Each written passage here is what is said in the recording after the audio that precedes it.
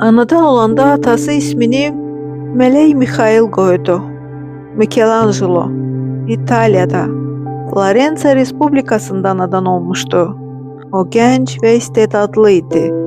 Həmin zamanlar İtalyada antik heykel və tablolar çox arzu olunan idi. Yunan, Roma antikasını çoxları əldə etmək istərdi. Bunu bilən Michelangelo saxta antik heykellər düzəltməyə başladı. Onun yatmış Kupiton heykeli çox gözəl alındı. Gənc Michelangelo bilirdi ki, bu heykeli Romada antika adı ilə 10 dəfə daha baha sata bilər. Ona görə mükəmməl yaratdığı heykeli öz əlləri ilə korlamağa başladı. Bunu ona görə etdi ki, o köhnə görünsün. Heykəlinə palçıq, qum çəkib torpağa bastırdı. Sonra antika kimi satışa çıxardı. Kardinal Rafael della Rovere onu 200 qızıl dukata aldı. Kardinal çox sevinirdi. Düşünürdü ki, belə bir antik heykeli əldə etməsi möcüzədir. Lakin sevinci çox çəkmədi. Heykelin saxta olduğunu bir müddətdən sonra bildi. Özü də bu saxta heykeli gənc bir heykəltaraş düzəltmişdi. Bu saxtakarlığa görə Michelangelo'nu məhkəməyə verə bilərdi ya da dələduzluğa görə onun barmağını sındıra bilərdi. Lakin kardinal Michelangelo'nu Roma'ya dəvət etdi. Onu dələduz kimi yox, istedadlı usta kimi qarşıladılar. Michelangelo öz kariyerini yalan ilə başladı. Axı o dünyanın onu nə zaman görüb seçəcəyini gözləyə bilməzdi. Bir müddətdən sonra o yenə Floransaya qayıtdı. Onu artıq istedadlı heykəltaraş kimi tanıyırdılar. Floransa dövləti ona Davud heykəlini sifariş etdi. Michelangelo 40 il yarasız qalmış, hündürlüyü 5 metr olan mərmərdən sifariş verilmiş Davud heykəlini hazırlamağa qərar verdi. Mərmərin forması düzgün değildi. Ən əsası isə onda çat vardı. Bir çox heykəltaraşlar bu mərmərə əl vurmaqdan qorxurdular.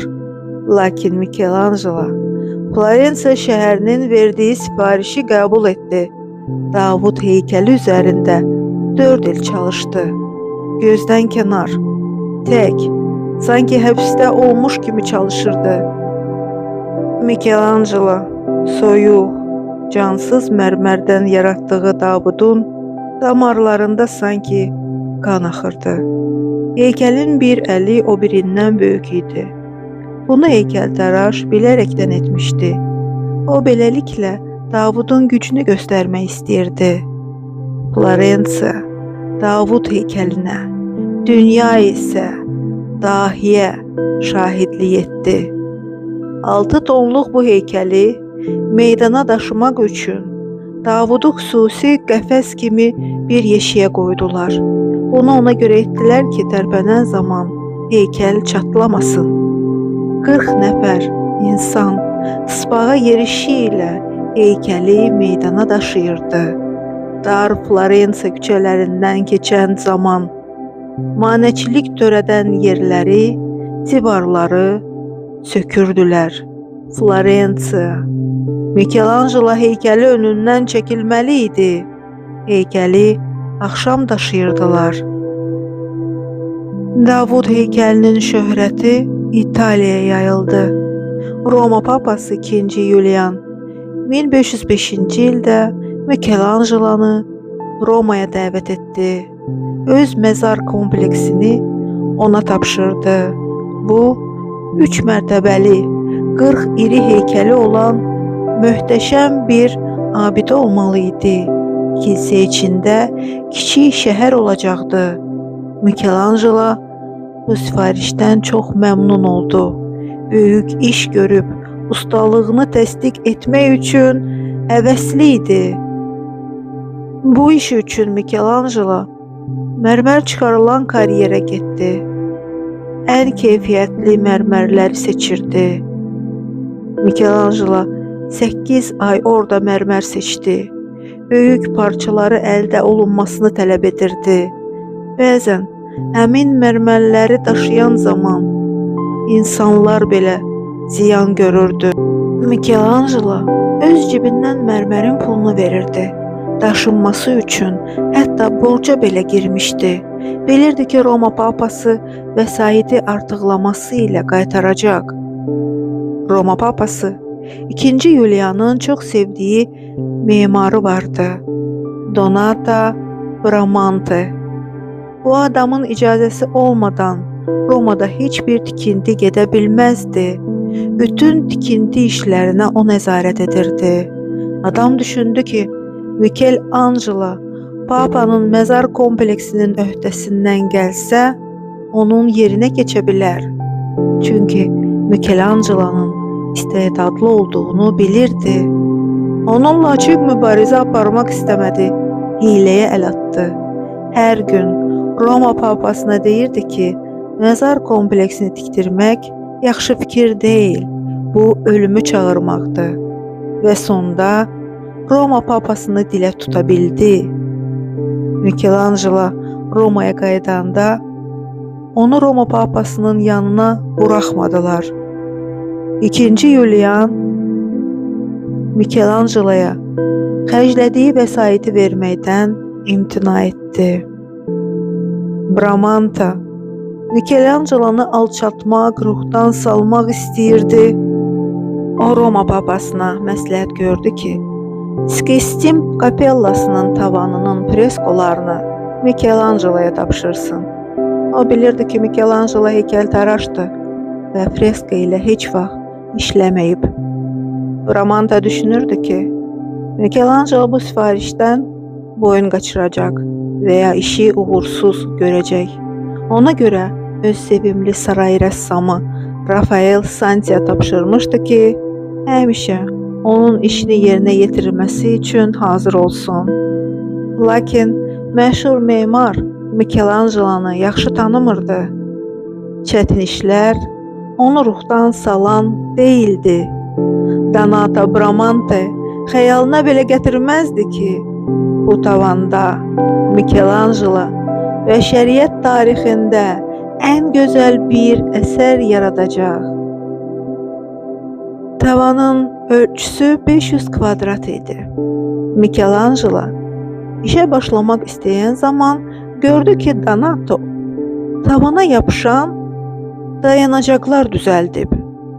Michelangelo işini bitirdikdən sonra əsərinin içində deşiklər qalacaqdı.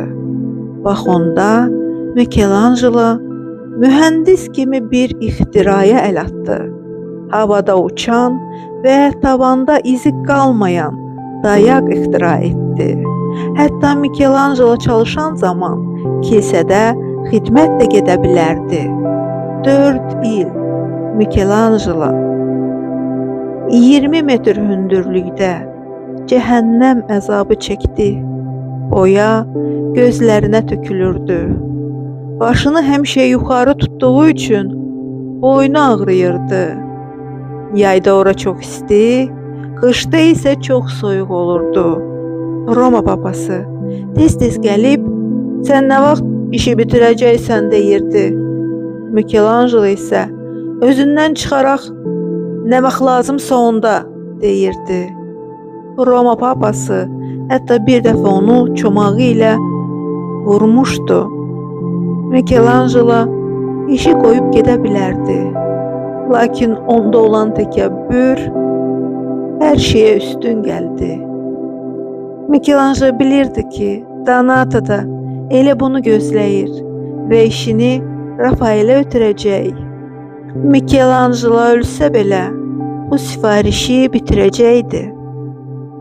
4 ildən sonra bu freskaya baxan Roma papası 2. Yulian, istedadlı rəssam Rafael Santi, memar Donato və yüksək rütbəli kilsə xadimləri gözlərinə inanmadılar. Freskoda 300 obraz var idi. Kainatın yaradılması freskası, Adəm və Tanrının bir-birinə 1 millimetr çatmayan barmaqları hamını valeh etdi. Bu freska Michelangelo'nu ölümsüz etdi. Michelangelo sübut etdi ki, onun ruhunu sındırmaq olmaz. 20 ildən sonra Michelangelo yenə buranın bəzədilməsi üçün sifariş aldı.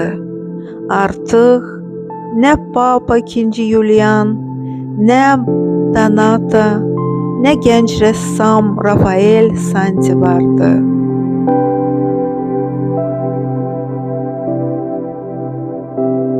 Elə Michelangelo da artıq yaşlanmışdı. İlk dəfə bura gələndə o, dünyanın yaradılışı mövzusunda freska çəkmişdi. İndi isə Mühakimə Günü adlı freska üzərində işləyirdi. Roma papası 3. Pavel, onun iş icraçısı isə Biagio de Cesena idi. Bu illər ərzində Michelangelo çox zəngin biri olmuşdu. Lakin buna baxmayaraq çox kasıb həyat keçirirdi. Elə çəkmə ilə yatırdı. Qarnını şərab və çörək ilə doyuzdururdu. O, təmtəraq içində yaşamağı sevmirdi. Michelangelo freskanı bitirdikdən sonra 3. Pavel və icraçı Cesena gəlib ona tamaşa etdilər. Obrazların çoxu çılpaq olduğu üçün Cesena'nı bu hiddətləndirdi. O dedi ki, bura sanki kilsə deyil, tərbiyəsizlik yuvasıdır. Bundan sonra Michelangelo Cesena'nı yeraltı dünyanın sahibi kimi təsvir etdi. Ona uzun qulaqlar çəkdi, bədəninə ilan doladı. Özünü tanıyan Cesena Papaya şikayət etdi. Dedi ki, onun simasını freskadan pozsun. Roma papası gülərək dedi, mən yeraltı dünyanın sahibi deyiləm. Yaxşı olar ki, sən Michelangelo'dan bunu xahiş edəsən. Michelangelo 88 yaşında vəfat etdi. Ölərkən son sözləri bunlar idi. Mən ruhumu Tanrıya, cismimi torpağa, var dövlətimi isə yaxınlarıma qoyub gedirəm. Michelangelo həm gözəl heykəltaraş, həm də istedadlı rəssam kimi tarixdə qalan bir şəxsiyyətdir.